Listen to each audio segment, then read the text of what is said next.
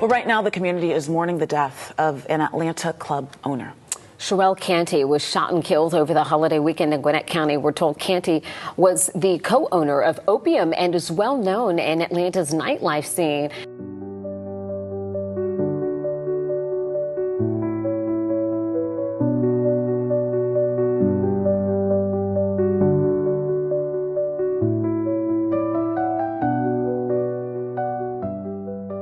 Thursday night, Sharell Canty was at dinner with her people, laughing, present, doing what she always did, making everyone around her feel like the night was exactly where it was supposed to be. Her friend, former WNBA player Tamara Young, was there, and when Tamara found out what happened days later, she wrote something that stopped people mid-scroll. She said if she had known that Thursday night was going to be their last dinner, their last night together, she would have just stayed longer. She didn't know. None of them knew. Because 2 days later, on the morning of Sunday, May 24th, 2026, a neighbor on Wilkerson Way in Grayson, Georgia walked outside and something pulled at her. Something was wrong with the house next door. She couldn't name it. She just knew. So she called the police at 8:42 in the morning, and when officers arrived, they found Sharell Canty inside that home, 44 years old, shot twice in the head. And for most of that day, police couldn't even tell you what they were looking at. They stayed for hours. They removed large bags from the house. They classified the scene as a death of unknown origin while investigators worked to understand what had happened inside that quiet suburban home. In a neighborhood so calm that the sergeant who responded told reporters their call volume out, there is usually, quote, fairly benign. A neighborhood where kids walk to the ice cream parlor. A neighborhood where nothing like this happens. By the end of that day, they had their answer, and it was worse than anything the neighbors could have imagined, because the woman charged with putting those 2 bullets into Sharell Canty's head wasn't a stranger. She wasn't a random act of violence walking in off the street. She was someone who had once stood beside Sharell and made her a promise, her ex-wife. Before we go any further into this, if you are not subscribed to 3 a.m. Files, I need you to stop and do that right now. Not for the algorithm. For Sharell, for every woman whose story gets reduced to a Monday morning headline and forgotten by Friday. The cases we cover here are real. These were real people with real lives and real people who loved them. Hit like, hit subscribe, hit the bell so you never miss a case. Because some stories deserve more than a news cycle. This is one of them. Now let me tell you who Sharell Canty actually was. Because she was so much more than a name on a police report. Atlanta has a nightlife scene that most cities can only dream about. It is loud and layered, and it runs on energy. And for years, a significant piece of that energy ran directly through Sharell Canty. She was a party promoter. She was a co-owner of Opium, one of Atlanta's most electric nightclub venues. And she was one of those rare people who didn't just enter a room. She transformed it. Her co-worker and close friend Dejai Henry described it simply. When Sharell walked into a club, everybody knew. The staff knew to move. The energy shifted. That was just what she carried. But she wasn't only charisma. She was also discipline. She was business. Henry said she knew how to build something that lasted. The right partners, the right staff, the right instincts. Opium didn't become what it became on luck alone. Sharell understood how to take something good and push it all the way to the top. And the people who worked beside her credited her for it openly and without hesitation. She was also a cornerstone of Atlanta's LGBTQ plus community. She created space. She hosted queer events. She showed up for people. For a lot of people in that world, Sharell wasn't just a promoter. She was a connector, the one you call when you needed something to move, and the one who was already there when you just needed someone in your corner. One person online wrote that she was definitely more than a promoter. Another called her one of the most genuine people they had ever met in Atlanta. Over and over, the tributes that poured in after her death carried the same word. Genuine, real, hers. And then there is this detail that I cannot get out of my head. Her cousin, Aletha Hazel Ponder, sat down after hearing the news and wrote something raw and unfiltered. She said she had spent the whole day trying to wrap her head around it. She called Sharell her precious baby. She asked God how. She asked God why. And she said the tears would not stop because Sharell was robbed of her life with so much more she had planned to give this world. So now you understand who we lost.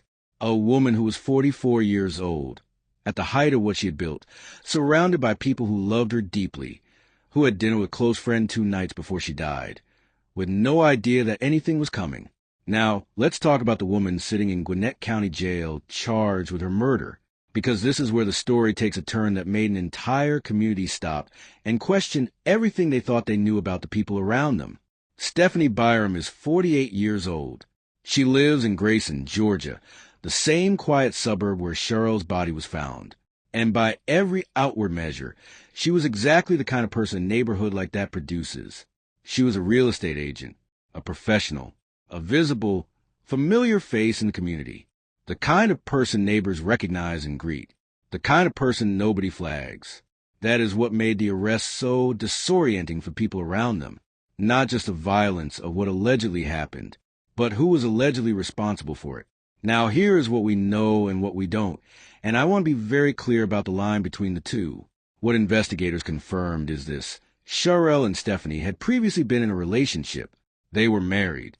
They had reportedly divorced, and both of them were living in Grayson at the time of Sharell's death. Gwinnett County Police have officially classified this as a domestic-related homicide. Byrom was charged with malice murder, felony murder, aggravated assault, and possession of a firearm during commission of felony. In Georgia, malice murder means prosecutors are arguing the killing was intentional and deliberate, not a mistake, not an accident, a decision. 2 shots to the head is not a crime of panic. I want you to sit with that for a moment. When someone panics, when something escalates beyond what they planned, the pattern of violence tends to be chaotic, frantic, messy. 2 shots to the head in a home on a quiet Sunday morning suggests something else entirely. It suggests someone who came with a purpose. But here is where the open questions start to pile up, and they are significant. Police have not told us whose home that was. Was it Sharell's house?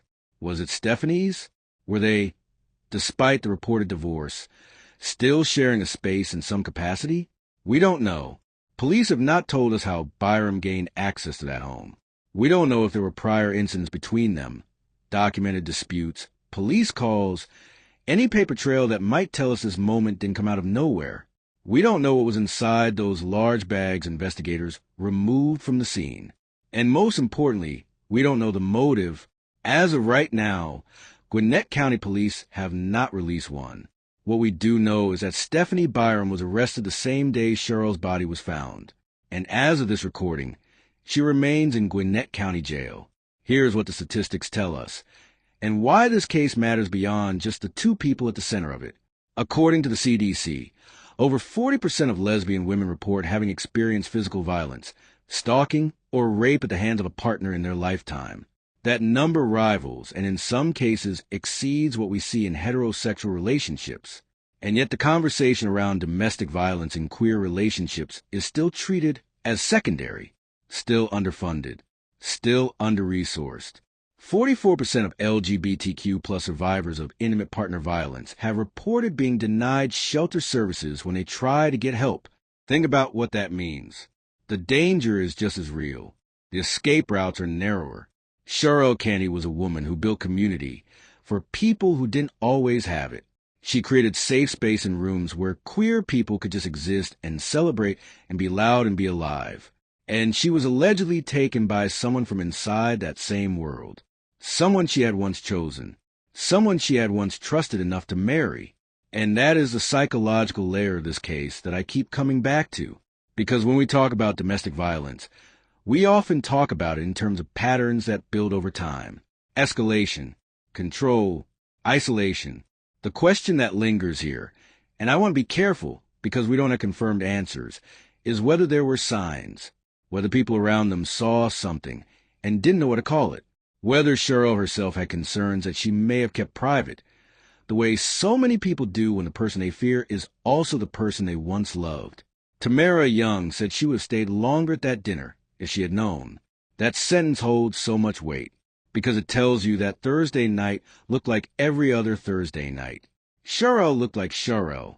There was no visible alarm, No moment that made the people who loved her think they needed to hold on tighter.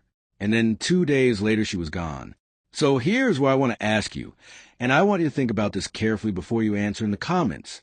When someone builds an entire public life around community, around connection, around making people feel safe and seen, how much of their private pain stays hidden behind that? How often do we look at the most magnetic person in the room and assume they're okay because they seem like the kind of person who is always okay? And what does it say about the nature of domestic violence that it can exist completely invisible to everyone around it, right up until the moment it can't be hidden anymore? Stephany Byrom has not spoken publicly. No motive has been released. The investigation is ongoing. There's still so much we don't know about what happened inside the house on Wilkerson Way between a Friday night and a Sunday morning. But Sharell Canty had dinner with her friend on Thursday. She was laughing. She was present. She was making plans for a world she didn't know she was about to leave. Tell me what you think happened. Tell me what part of this case is sitting with you. Drop your thoughts in the comments because this community processes these stories together, and that matters. And if you are not yet part of the 3 a.m. Files family, subscribe right now and hit that bell, because we are going to keep following this case. We are going to keep saying her name, and we are not going to let Sharell Canty become a footnote. Not here, not on this channel.